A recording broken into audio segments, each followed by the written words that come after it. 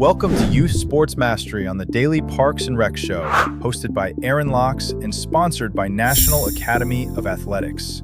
Join us live every Thursday at 1:30 p.m. Eastern Standard Time as Aaron sits down with coaches, recreation professionals, and industry leaders to discuss youth sports, athlete development, coaching excellence, and the positive impact sports have on young people and communities.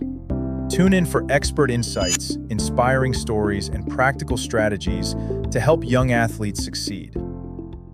In this episode, we explore youth sports, focusing on fundamentals, resilience, multi-sport participation, and positive coaching. Welcome, everybody, to this week's Youth Sports Mastery Show. I'm once again excited. I've got a good friend of mine that I get to bring in, and we've known each other a long time. We get to talk history and hoops and maybe tell some fun stories and some jokes. But we're also going to dive into youth sports and the travel and understanding. But this guy's coached at a really high level, and I think it's going to be important if you're a parent out there or someone who's trying to understand the journey of what's going on, and particularly in basketball, but sports in general as parents and whatnot. You're definitely going to want to pay attention to this one. So do me a favor, let's roll those spots. We'll see you in 2 minutes, and we'll dive right in.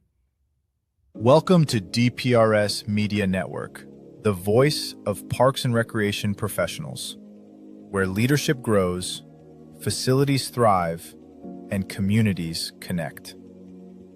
Leadership Series, insights from the leaders shaping our industry. Facility maintenance, the backbone of safe and sustainable spaces. Young Professionals Network, empowering the next generation of parks and rec leaders. The Rec Room, real conversations, real stories, real impact. Youth Sports Mastery, elevating the game for athletes and communities. Smart Parks Forward, innovation driving the future of recreation. On the front line, honoring those who serve our communities every day. Athletes Commute, the journey behind the performance. The Aquatics Life, everything aquatics, safety, staffing, sustainability. Safe Spaces and Green Spaces, a show exploring the connection between nature and mental well-being. And we don't just tell the stories, we show up where it happens. From local gatherings to national parks and recreation conferences, DPRS Media Network is on the ground, capturing conversations, highlighting innovation, and amplifying the voices shaping our industry's future. DPRS Media Network, connecting parks, empowering people, inspiring communities. They say it's just rec. Just rec, where kids learn to try again. Just rec, where confidence begins. Where teamwork, effort, and fun matter more than trophies. It's not about perfection. It's about participation. It's not just rec. It's where kids learn to love the game and themselves. It's just rec until they learn teamwork for life. It's just rec, but it's everything to them.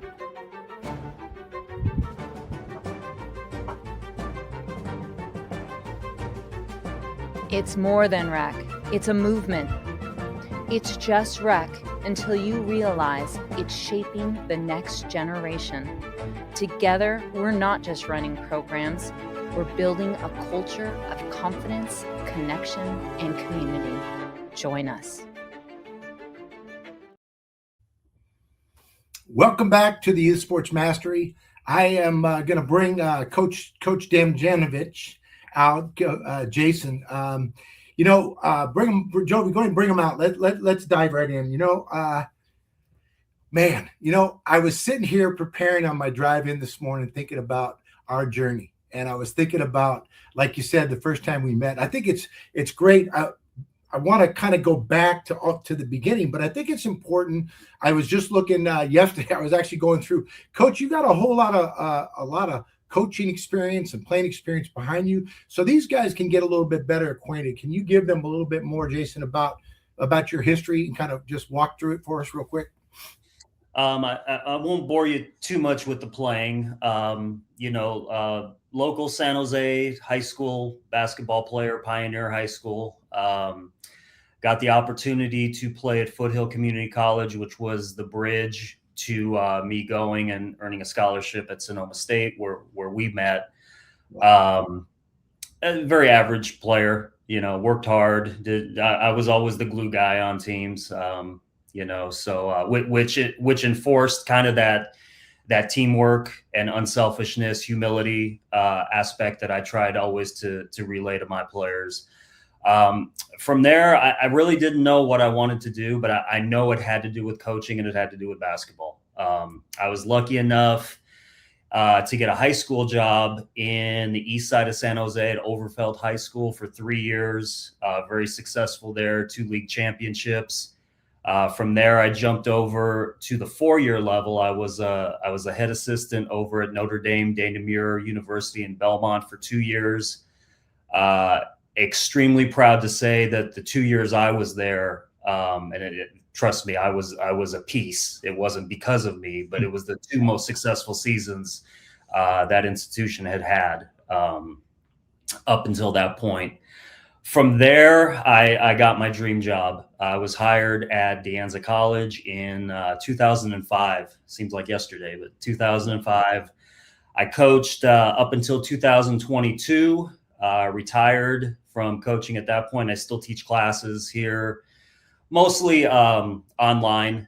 I call it semi-retired. I'm a house husband. But that's kind of how it started. But 17 really good years here.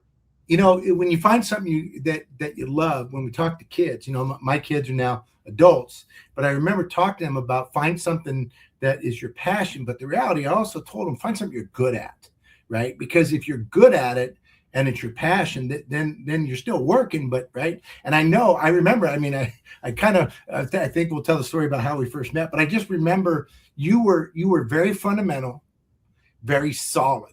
And that's, I got hired to work for Coach Wooden because I was very fundamental and very solid. And that's what it was. And I think there was a kinship there. But because we're on the Parks and Rec show, let's talk about Parks and Rec. We first met in Rohnert Park, California. If you guys look at a map, and don't try to spell it, right? Because there's an H in there somewhere, right? But you came into town and we met at the rec center playing open gym, right? Correct. And we kind of touched on it. This is a long overdue thank you. It's funny how people influence your lives and they don't even know.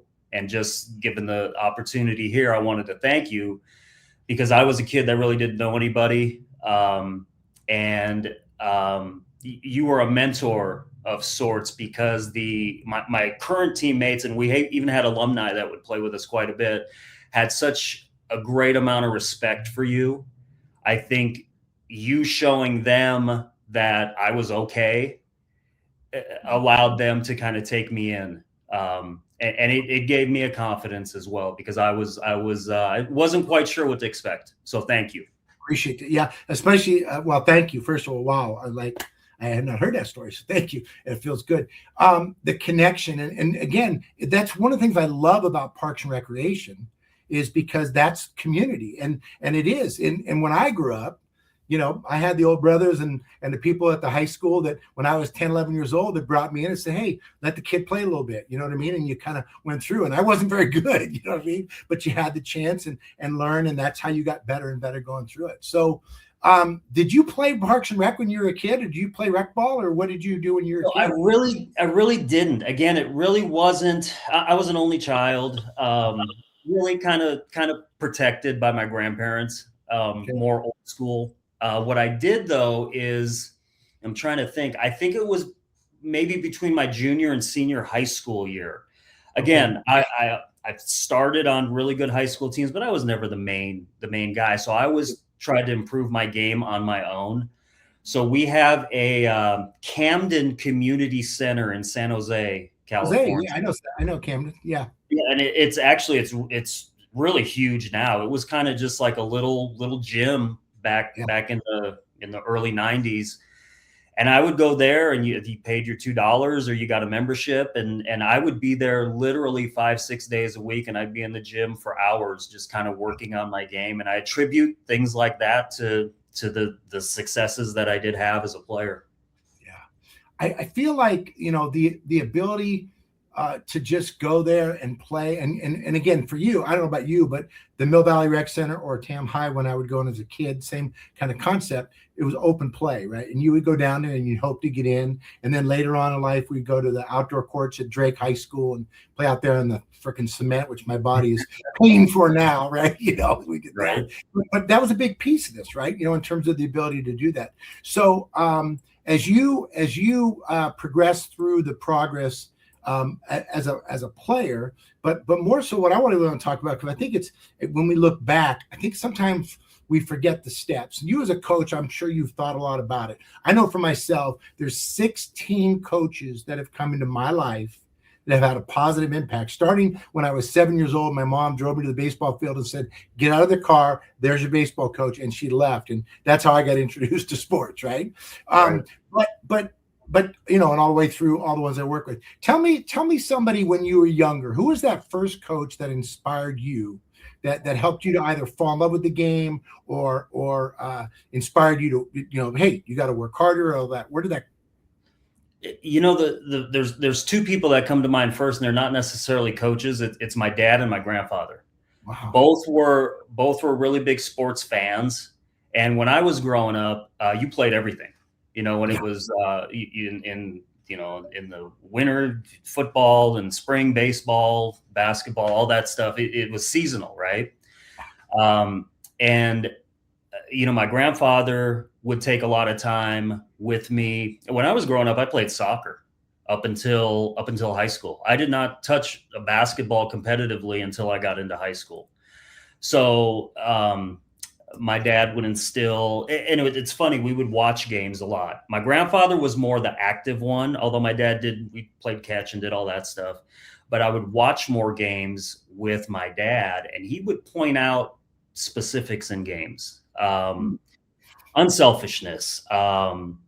Did you see how he put a spin on that ball on that pass? Or did you see how he looked that player off? And so it gave me, I think at a younger age, a little more of a cerebral look at the game. You don't want to watch a basketball game with me live. That's why I tape them all, because I'm rewinding every 5 minutes, because I wanted to see, how did that get set up? Other than my dad and my grandfather, my first soccer coach, and I want to say he was the one that kind of instilled the unselfishness, team first, team last, be there for your teammates. When you get an accolade, turn to your left and turn to your right, because those are the guys that really helped you get it. It wasn't solely yourself. Yeah. So I remember playing in Sonoma State, and I can remember like when you pass the ball and somebody kicks around, you make the shot. The first thing you did is you pointed at the guy that passed you the ball, right? I mean, I remember, I can literally vision you doing that, and I love that. And that's, Coach George Carl was big on that. I mean, like he at practice, if you didn't, with the Warriors, if you didn't thank the guy that set the screen, that did the work or whatever, he would get all that would piss him off. He's a big gratitude, because that encourages that teammate, and it shows them the value of that pass is equal to, I may hit the shot, right? Mm-hmm. You passed me the ball. And that's such a big lesson to learn. That's, boy, a lot of the universe could use that nowadays, couldn't it? Right. Agreed. Yeah. Completely. Yeah. So when you look back at yourself and your journey, and then looking at the kids, right? Look at the kids that we've got. Tell me about your kid situation. My personal kids? Yeah, your personal kids. Yeah. I have she'll be 17 in about 2.5 weeks. I have a daughter, high school, obviously, age. Athletics growing up. She was big into martial arts. My wife and I started her when she was about 3.5 years old. Wow. She is, I'll brag a little bit right now. She is a 3rd-degree black belt. Wow. And it's funny how you have your aspirations and your goals for some reason. And again, she was I want to say she was maybe 12 or 13 when she got that third degree, is right before she got into high school, or right into high school. She wanted to get her third degree, and then that was going to be it. Then she was going to go on to something else, and it turned out to be volleyball. Okay. So she plays, she's had a really successful 3 years so far. They've won league twice. She has been a all league performer. Again, I'd like to take credit for it. I think my wife and I have had some positive influence, but she's dedicated. She's passionate, like you had mentioned at the beginning of your show. And when you combine those things and you got a little bit of a skill, you can be extremely successful. Wow. And growing up, she was into martial arts, which is so interesting to me about martial arts. And I love the fact that as you go through martial arts, there's these different levels that you progress. You know what I mean? And there's these goals that are set. I was writing this thing for this new blog I'm working on, and it's interesting that there's nothing wrong with kids having a dream of being a pro athlete. Mm-hmm. But when it becomes the goal or the primary goal of the parent to make that happen, it breaks it down. Fair enough? Yeah. And it's a fine line. We all would do anything for our children. We all think our kiddos are superstars, and they are in one facet or another. Right. But that was one thing that I really had to be mindful of, just given my background. I didn't want, and I'll be honest with you, she does not play basketball because of what kind of my career has fallen. Yeah. She actually probably would be pretty good. She's a lefty.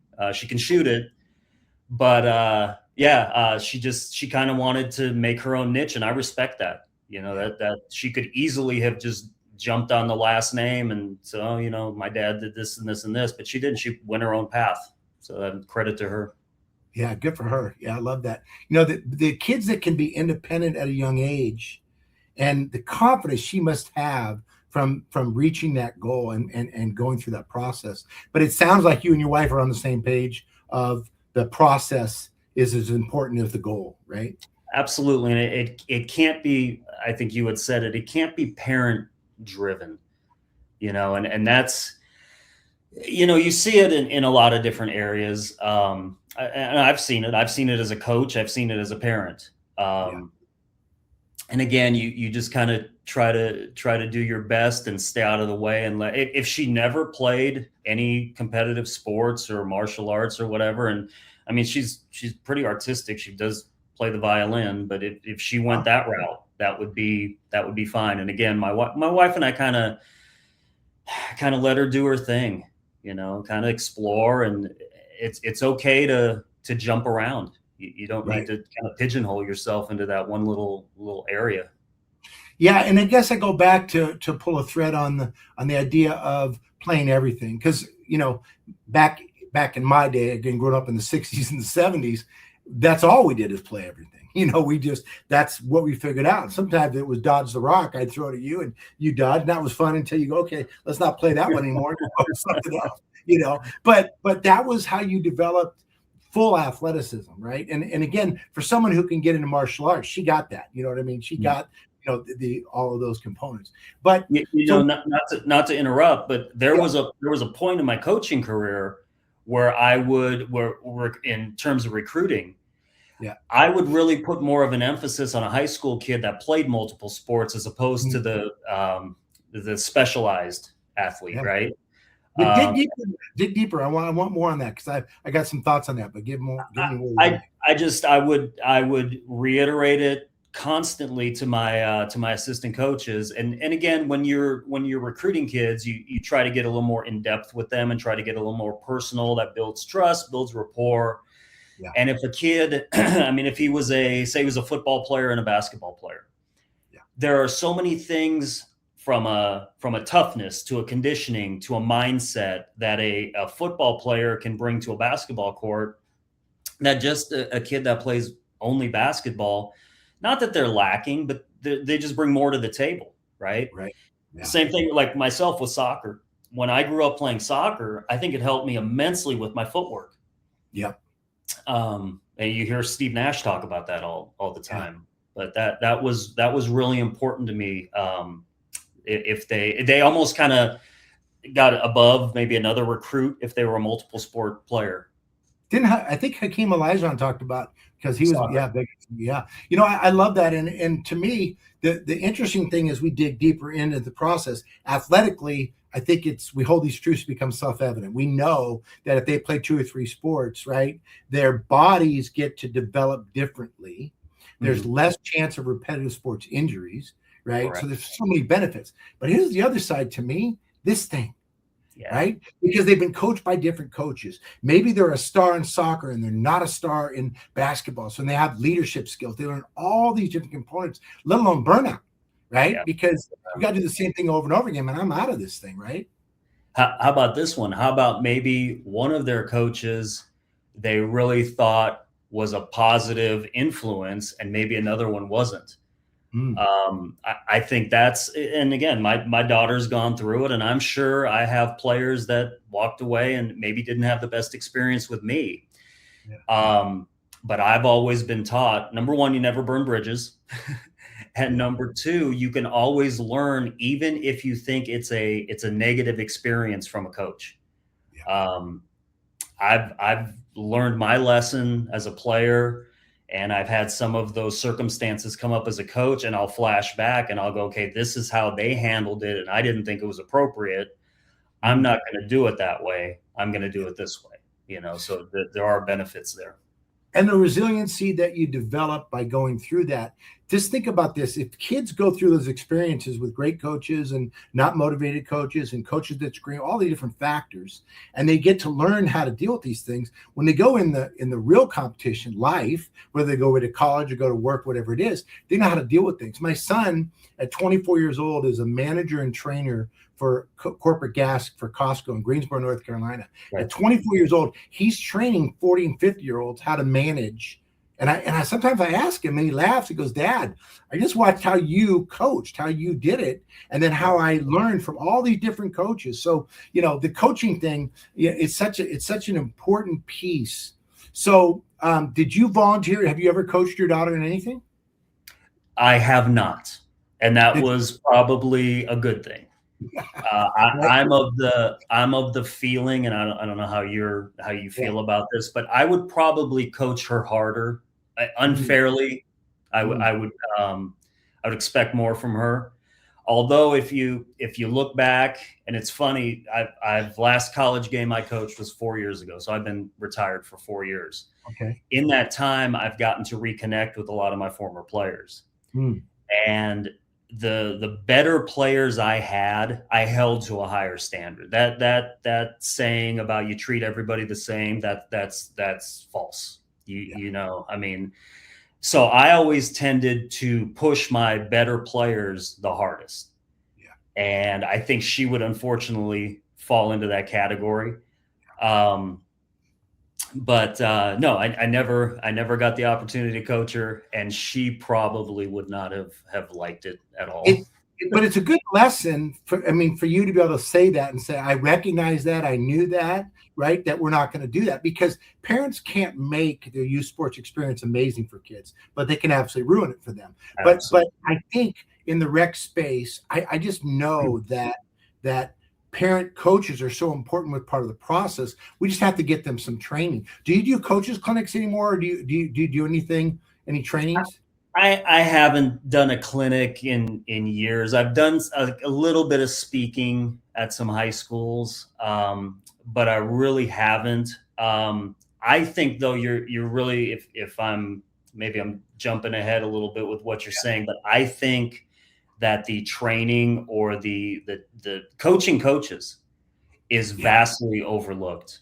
I think I've seen it at the high school level. I've seen it with my daughter through club and AAU. Mm-hmm. I think we as adults need to get over the fact that just because you pass a background check and do a sexual harassment seminar, that qualifies you to be a coach. I completely disagree with that. I think mentorship is sorely lacking. And it's not to say that volunteer coaches or, what you're referencing aren't qualified in terms of knowing the game. I'm sure they know the game just fine, but there are so many things that they're going to encounter outside of the game that, and my experience, I'm not minimizing volunteer coaches because I was one. I mean, I would volunteer wherever I could at times for no pay and sweep the floor and rack the balls. Right. They go on instinct and their past personal experiences, right? Yeah, right. I think an experienced coach, you have a philosophy and you have a vision. I've always said, I was always about program. Mm-hmm. A volunteer assistant is going to be about season, if that makes sense. Mine is the long term, and they're more of a short term. Right. I love that. When I ran, name dropping, but my first camp I ran was with Magic Johnson down in Southern California, and I remember his goal. We were guys like you. We all go in there. We're gung ho, and I'm the director. And okay, our goals are going to be discipline and hard, all these things. And he said, no, guys. The goal is to win kids here. And and which is so important. What you're saying is the training to do. Now, we were lucky. We had high school coaches that all wanted to work the summer because it was Magic, so it was easy. But those parent volunteers to get the training, I believe the interesting thing is it's not as much what to teach in any given sport. It's really how to teach it, right? How to motivate today's kids, how to install some level of discipline. Coach Wooden said there can be no levels learning without some level of discipline. But if you say discipline now, everybody freaks out, right? Or the word competition. And yet there's got to be this balance, because Parks and Rec, to me, there's too much AAU, there's too much club, there's too much travel. There's not enough what you and I did, which was learn the game, right? Rick Barry got all over me about 2 weeks ago, yelling at me. We've been working together forever. And he's like, why does USA not get it? In Europe, they practice 4 days, they play 1 day. In the US, they play 4 days and practice 1 day. What is the deal? Because you can learn a lot by playing, right? But you got to get those basics, right? I just had this conversation with one of my former assistant coaches regarding his daughter's a club soccer player. And they practice like twice a week for an hour and a half. And I said, I had this thought when my daughter played club, because the same thing, 2 days a week, maybe 3, depending if they had a tournament for an hour and a half. For the amount of money that you're paying and what the expectations are coming out of that, you need to practice 3-4 times a week, as opposed to 2 or maybe 3. And again, some people look at me like, what are you saying? Burnout and kids are going to get hurt. No, I completely disagree with that. Because you know what, you think about it, the good coaches. So when I was down, helped out Santa Clara, I forgot coach's name, just popped out of my head, but we tried something different, and we were doing mini rotations and stations. And I just remember that his goal was that every drill to be successful must have some component or end with competition. Absolutely. And I love that. So that was part of the foundation for my Talk, Teach, Play, which we do. Everything that we do here at the National Academy of Athletics lasts no more than 15 minutes. 3 minutes of verbal instruction. Okay, this is what we're doing. 6 minutes of practicing it with directions, corrections, and 6 minutes of play. Get some water and go. So when you talk about small-sided games that are in training, they're going to get so much more touches and experience, right? Failure and success in a shorter period of time than wearing their bodies out running all over the place, or God forbid they're one of the kids that's the 12th kid on a 10 team that's sitting on the sideline. Parents spend the same money, but he's on the good team, right? It's just not the same experience. Well, and I like your breakdown too. Again, I see too many programs, and I don't want to bang on AAU or club, but I see too many programs that just scrimmage. All you do is scrimmage, and there's no. I mean, I've changed throughout my 17 years here in terms of what I did in practice. But I think there has to be some sort of corrections and stoppages that are made instead of a mistake occurring and you let them keep playing and then the mistake occurs again. I mean, that's where your breakdown and kind of short little time slots really benefit. So as you coach going forward and you broke it down, the one thing that I think is so important, and we're going to come across the break when we come back, I want to talk about the importance of the training and how we teach it. But I also want to talk a little bit about the difference between, in your experience when coaching, looking at the kids. We talked a little bit about the multi-sport athlete, but I also want to talk a little bit deeper about what we're looking for, what you're looking for when you're recruiting, because I know there's people out there that are looking. And to me, when I talked with the guys from football in the NCAA, 81% of the college athletes 2 years ago that got college money or college scholarship played two sports through the age. 81%, 8 out of 10, two sports through the age of 16. 8 out of 10. And that tells you there's value in that, right? There's value in that. But I want to talk a little bit about that. I also want to talk a little bit more about how we can help to give more about how to run things in a way, whatever the sport is, so we can get more kids playing. We'll talk about that when we come back. So take a break. We'll see you in 2. It started with a shared purpose, a vision to bring people together, to inspire, to learn, and to lead. And at CPRS Conference 2026, that vision came to life. From every conversation to every connection made, this wasn't just an event, it was a community in motion. Ideas were challenged, perspectives were expanded, and leaders stepped forward, ready to shape the future of parks and recreation. At DPRS Media Network, we had the privilege of capturing it all. The passion, the innovation, the stories that deserve to be seen and heard. Because these moments don't just stay here, they ripple outward, into communities, into programs, into lives. To the organizers, the speakers, the partners, and every single attendee, thank you. For showing up, for sharing your voice, and for being part of something bigger than all of us. This is more than a conference. This is a movement. And DPRS Media Network will continue to tell your story every step of the way.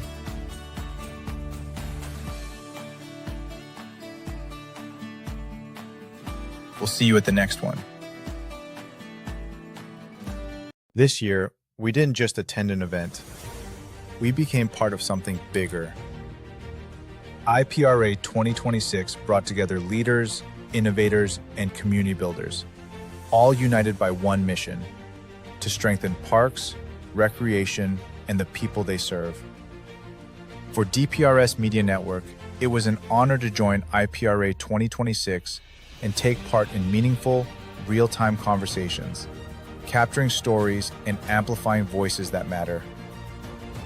To IPRA, thank you for creating a space where collaboration thrives and the future of parks and recreation is shaped together.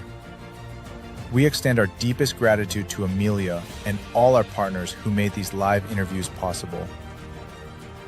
IPRA 2026 wasn't just an event, it was a reminder that when communities connect and stories are shared, impact follows. From all of us at DPRS Media Network, thank you, IPRA. Thank you, partners and sponsors. We're honored to stand with you and excited for what's next.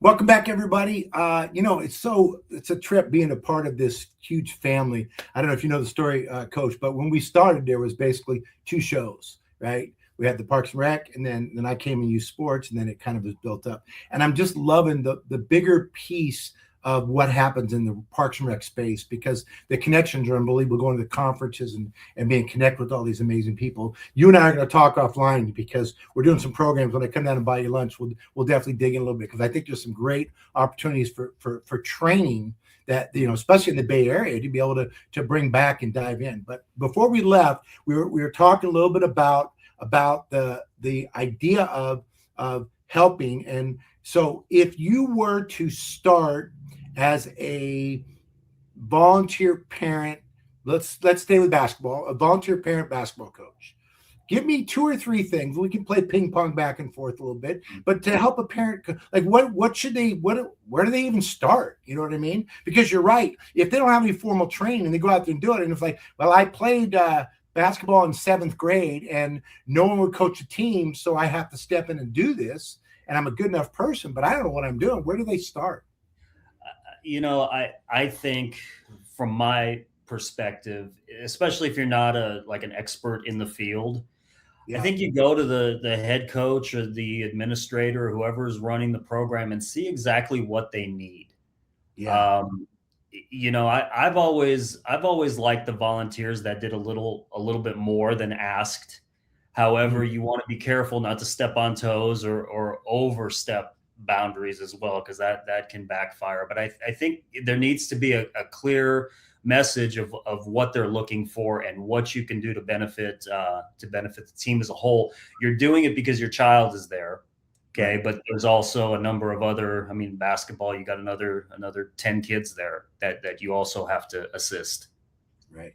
So one, I think it's a great suggestion where we go in and it's okay to ask for more, like get more guidance in that. And I've got a whole thing full of books. I've written 6 books on coaching. Get in touch with the company. We'll take care of you guys. We'll get you. But besides that, and this thing called YouTube where you can get every drill, one thing I'd suggest, if you're going to get drills, make sure the drills you pick, you don't start the 3rd graders with Steph Curry ball handling drills, right? Correct.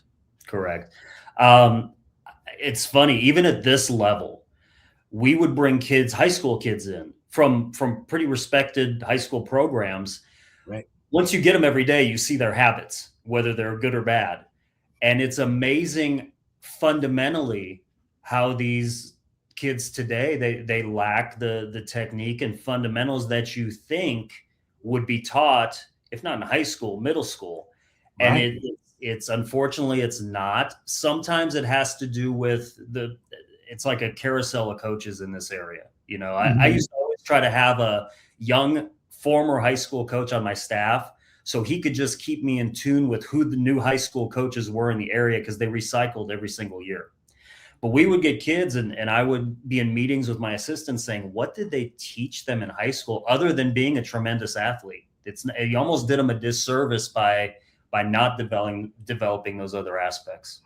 So what happens is I see it where we're just here to play and have fun, and then all of a sudden the competitive wanting to win comes in, and then they focus on winning the game rather than teaching the basics. So for me, I would say focus on the effort rather than just the result. You mentioned that earlier, and that's one of the reasons why I love playing on your team rather than against you, because you always brought so much toughness and got after him. Like, dude, Aaron Smith, get over and set a screen on this guy, right?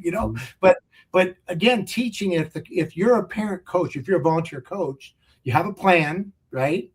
And then you focus on the effort rather than just the results. Are they working hard? Are they going through the drills? But here's the interesting thing to me. I'll bet you that if someone watched your practice, someone watched a high school varsity practice, someone watched an 8th grade CYO practice, right? I'll bet you that the majority of the drills, what would the percentage be? Very similar, if not the same. I think the higher levels you get up, those skill development drills, they diminish. And honestly, I don't, now as I reflect back, I think I would implement more. Because again, towards the end of my coaching career, we did a lot of scrimmaging because you would almost lose the focus of the players, breaking them down into drills or stations. Right. But I think skill development is so overlooked. And it's funny watching, you brought up Steph Curry, Steph Curry, if you watch him work out, he's probably the most fundamental player you'll see. And how did he get that way? He worked and worked and worked. And you see a lot of these kids, unfortunately, and parents see it as well, where they think it's just all athletically based. The athleticism, the skill from that is going to take them to the next level. And unfortunately, you're going to hit a point in your athletic career where the guys are just as big, just as strong, and better. So what do you bring to the table? Yeah. And it's funny too, because the kids that mature early, right? Mm. That are 6 foot in eighth grade. Yep. That might be their six. That might be it. And if they Correct. don't have the skill development and the tenacity and resiliency to go push through, then those other kids are going to run. They're going to pass right by them, right? 100%. So how did you, if you structured your practice, we try to break everything. We start with an RSBQ, rhythm, speed, bounce, quickness, warm up, get their bodies moving, and then we go forward. It drives me nuts. You said it earlier, but I'm going to say it again. If you're coaching and you're scrimmaging more than 25% of your practice, you're not coaching. You're just letting kids play, right? I mean, let's be honest, right? Yeah, we always used to start practice with some type of dynamic drill just to kind of get their attention and to get us going. And then we would go right into breakdowns we would do, how to play a ball screen, just things like that. And what I tried to do as well, I hated kids sitting on the side.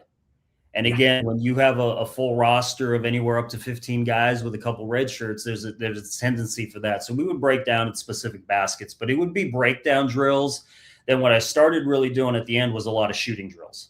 That seemed to get there. Everyone wants to be a shooter, right?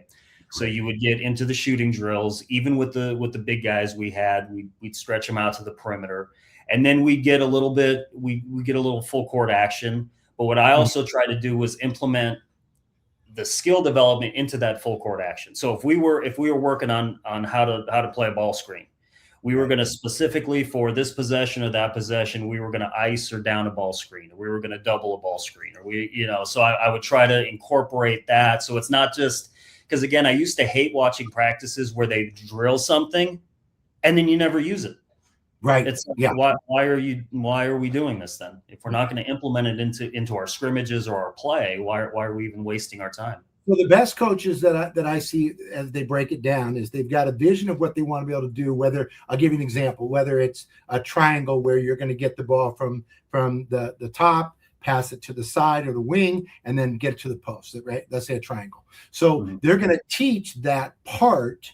That becomes a big part of the whole, like you say, and they're going to teach, okay, bounce past the ball, catch, right? Peek to find your defender, survey, whatever it is to break into pieces. But the best coaches that I see are ones that can mix several skills into the same drill. Sure. And then put it into competition where the kids have fun. Coach Shaywitz up at Sonoma State. I love what now he's down in San Diego, but he did this little game that he did, which was ball tag. And I don't know if you ever played with them, but they would pass the ball and you could run anywhere you want. But when you caught the ball, you had to jump stop. Yeah. So it teaches the basics, and when you get the ball, you're trying to tag the next person, which is fun and competitive, and yet you still got to do the fundamentals. And guess what? If you wanted to turn, you had to pivot. And oh my God, those are things we use in the game of basketball, right? Sure. So I just talked to Rich on Monday, by the way. Nice. So what I did, we had a year, I can't remember which it was, where we were kind of undersized, and one of our Achilles heels was going to be rebounding. Okay. So what I would do is every drill we did finished with either an offensive or defensive rebound.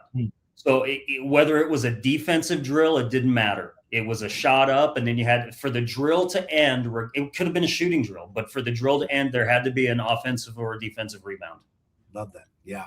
So, all right, I want to leave basketball for a second, because I'm thinking, well, some of these people, but hoops, man, here we go. So, if someone wanted to coach, I'd like to have your career.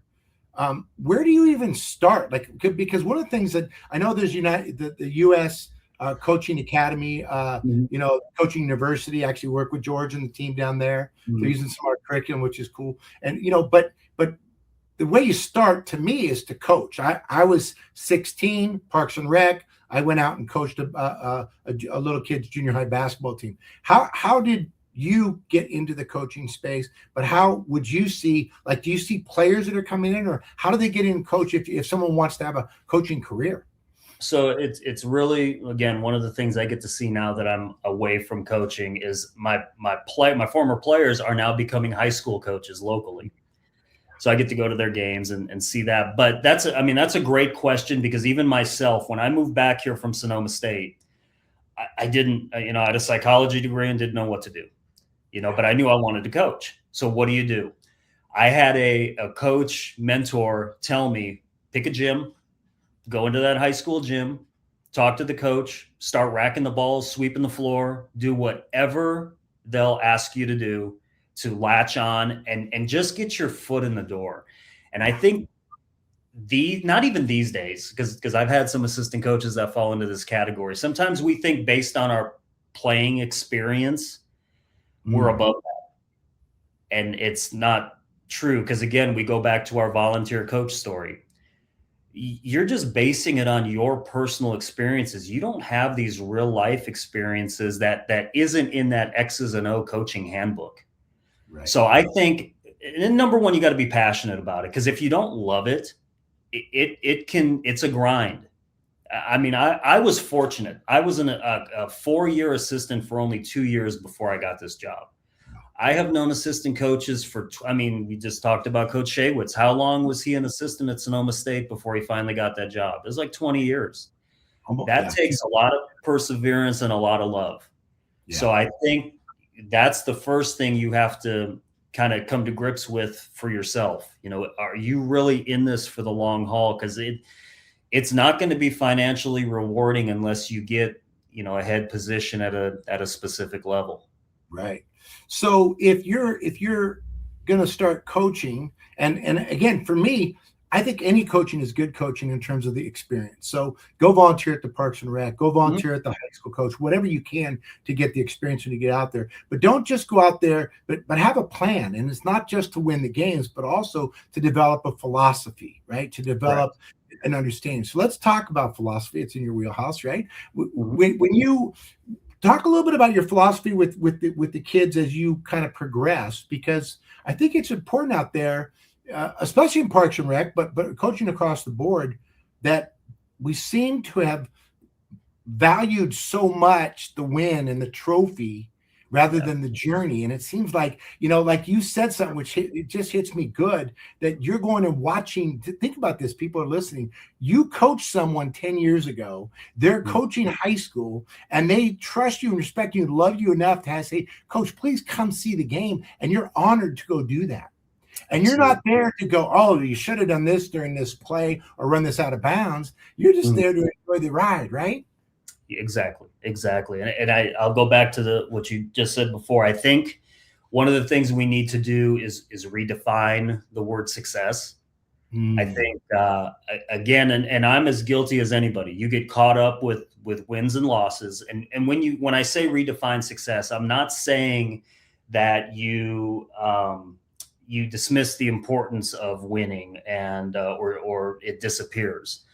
But I think, and I've trust me, I've battled this competing with other community colleges in the area.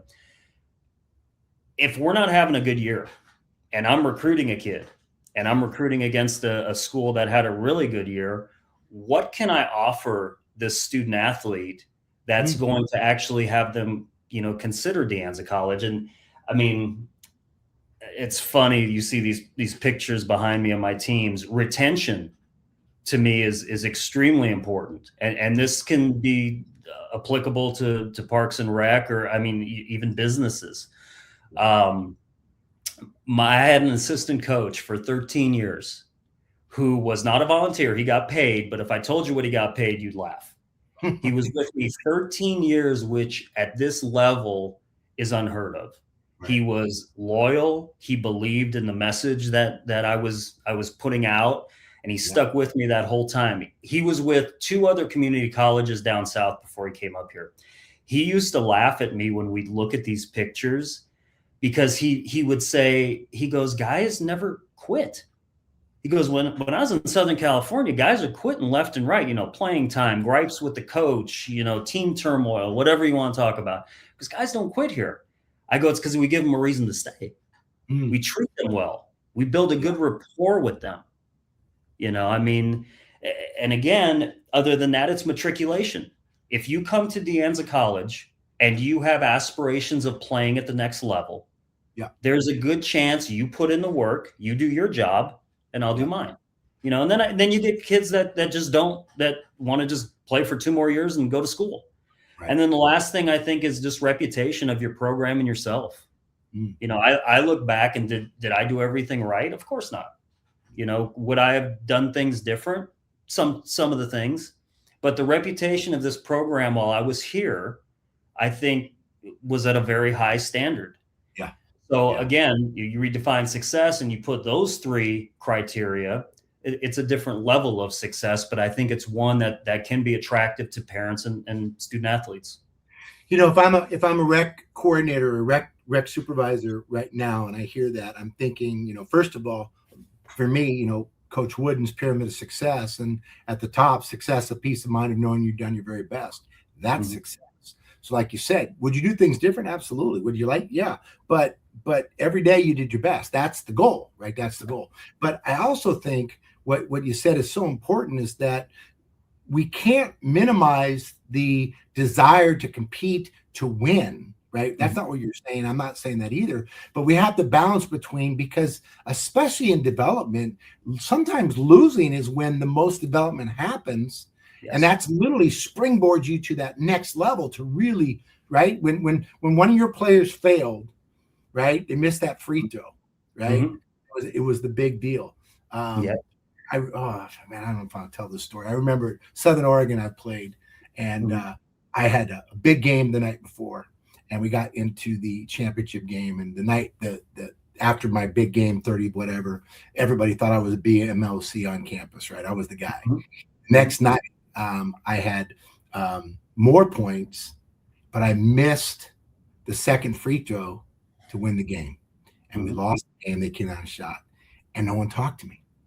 And it's like, but I'm still the same guy. You know what I mean? I did even more, but I missed the one, right? And I understand there's the outside pressures, but psychologically, what would you say to a kid? Okay, because I think what you can say now can really help these parent volunteers, these rec coaches, about the mindset that you want to help the kids. You talked a little bit about effort. You talk about focus on fundamentals. Give a little bit for me, if you would, about if you're taking, whether it's your daughter or whoever the kid is, to give them the right mindset to prepare an athlete for the journey if they aspire from a young kid to have a chance to play college ball.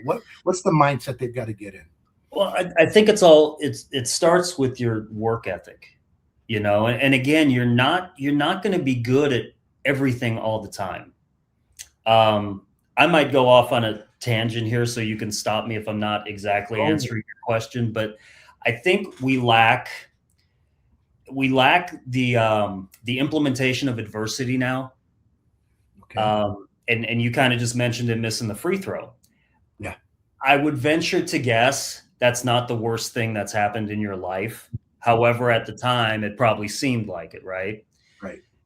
And I think these days, we take away the adversity aspect from kids, and it's at a young age. And I don't want to be that get off my lawn guy, but everybody gets a trophy, right? I heard Coach Izzo talk about it the other day. You can't yell at kids. But it's doing them a disservice, because that's not real life.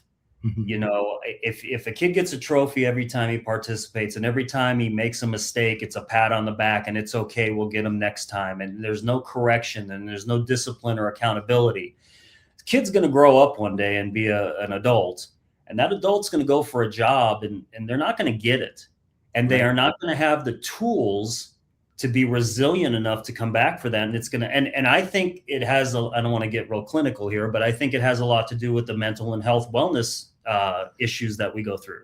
Right. Is these kids, you know, they never failed. Right. You know, they're not allowed to fail.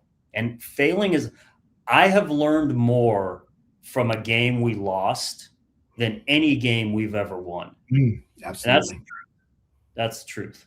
So go ahead. So wait, I want to dig a little deeper on that. So what you're saying, I'm just kind of thinking, because to me, I agree with what you just said. Parents are afraid to let their kids fail, you know, and it's crazy that you look at the New Yorker that had an article, and it said in 1970, a kid had an F on their paper, and the kid was sitting at the desk, and the mom and the teacher were pointing at the student.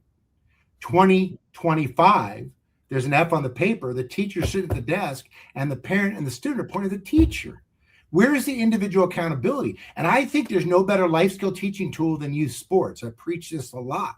So get your kids in sport, let them play recreation, let them play lots of different sports, let them fail and push them and put them in places where they're going to fail. You used to climb trees, and so did I. Do you know how many times you see kids climb trees nowadays? They don't, because the parents are afraid they're going to fall. Yeah. No, I completely agree. And again, it's the accountability issue. It's the, I think there's a fear of, if the failure occurs, that they're never going to attempt again. And to me, that's just a reflection that maybe that's not your niche. So go find something else that if you do fail at, you're going to get up and try again. But just the fact that we've kind of gotten away from that adversity aspect is really bothersome to me. And even my daughter. So it's funny. This is her senior year coming up next year. Okay. She is the only returning player on this championship team. Wow. Chances are it could be a little rough next year. Yeah, possibly. Possibly. So she actually made a comment one time. Oh, I don't know if I want to play next year. I said, what? This is where mom and dad turned into coach and Mrs. Coach. Yeah. Don't you dare consider that. Yeah. Because there are so many lessons learned, and not even lessons learned. I told this to her. I said, what do you think your coach that you've been with for 3 years and shared all these successes with will think when you jump out of the boat, because it might sink? Yeah. So I think that's something. Wow. Good for you for saying, because she's going to get this leadership opportunity, all these other things that you don't get, which she may not, maybe she did, maybe she didn't, as she's coming up. So yeah, I think that, the ability for coaches, parents, for me, the one thing that I want to dive a little bit to coming up against it, but what about parent coach communication, right? And I know it's tough, because you and I, like when it came to basketball, they kind of backed away, they whatever. But in my job in sports, they're like, yeah, if the coach asked me, I'd literally say, do you really want to know, but across the board. But on the other hand, as a parent, your child, and you're looking out for the best interest of your child, what would you do if you disagreed with the coach that is coaching your daughter? Well, I that has happened. Okay. And I'm one of those, I don't say anything to my daughter's coaches, unless it's a positive, congratulatory thing. There is absolutely no criticism whatsoever, because I'm not there at practice every day. And I don't know what occurred 30 minutes before the game, and all those things. But I think there does need to be a clear dialogue and understanding between parents and coaches. Obviously, the age of the athlete and the level makes a difference. Mm-hmm. If it's a park and rec type thing where you're dishing out some dough for activities, then I think there's a little more flexibility in what you'll allow, questions asked, how the communication is. I had a simple rule, even when I was a high school coach, and I was fortunate enough. I haven't had a lot of issues with parents, right. But I said, I will discuss anything with you except playing time. We can talk about anything you want within reason, as long as it's not playing time, because you're not in practice every day. Right. You don't know that, he got an F on his math test, or he didn't go to class, or he was late to class, or he was late to practice, or whatever, So I had an open door policy with parameters. I think though the younger, then there needs to be a little bit more flexibility. I still, even with club and AAU, it shouldn't be playing time discussed. Yeah, no, I think that's such a good, just like that's a hard and fast one. But I agree with you. But I think like my rules when we coached was we would never have that first conversation when the kids are present.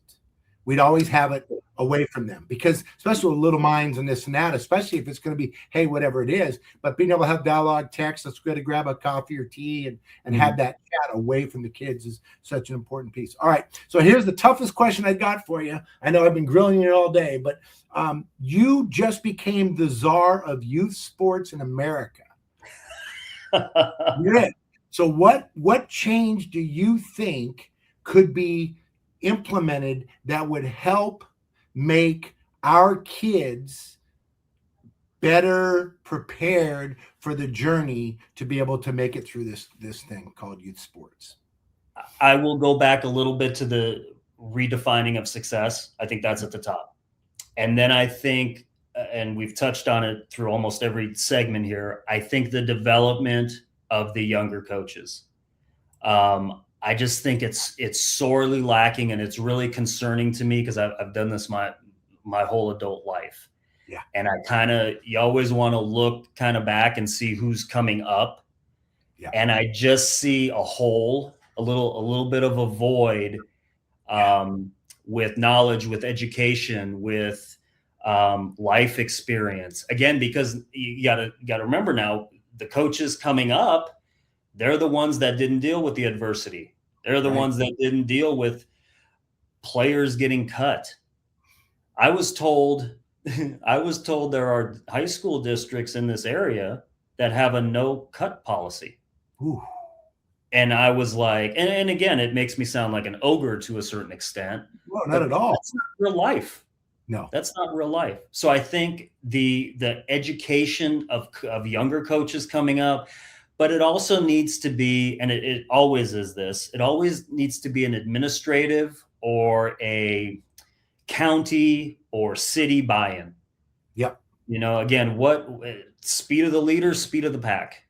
If it's not supported by the people at the top that are going to provide you funding and facilities and all these things, then it's really for naught. You're just kind of spinning your wheels. Yeah. I like it. So from the top bottom, make sure that I agree. Let's talk about success. To me, success is that the kids want to come back and play next year. Your kids kept wanting to play for you. That's success. Kids are enjoying it. They're learning. They're growing. That's what about. And they're failing. And if you're out there, put kids in a place where they can fail and celebrate the effort rather than the result, and amazing is going to happen. All right, Coach, they're dinging me saying, okay, we got to go. So, all right, hey, Jason, I'm going to get in touch with you. I want to come down and let's grab lunch and connect down there. I've even got a referee training coming up. I was thinking of having you come out and talk, because it'd be great to have the officials hear your perspective on that. Would be amazing. Oh, they'd love me. Yeah, I think they would. All right. Hey, for the rest of you, thank you so much for hanging out here on the Youth Sports Mastery. Really appreciate it, Coach. Thanks, everybody. Thanks, team. We'll see you. And remind, when you're talking to your kids out there, remind them to play hard and have fun. Take care, everybody. We'll see you next time. In today's parks and recreation industry, communication, safety, and efficiency go hand in hand. That's where Outdoor Link comes in, delivering smart technology that empowers city departments and community planners to do more, smarter. Outdoor Link's platform connects and automates everything that keeps your parks running smoothly, from lighting and locks to signage, water features, Wi-Fi, and digital advertising. Control and schedule park lights for safety and energy savings. Remotely manage facility access. Coordinate fountains and splash pads. Provide public connectivity.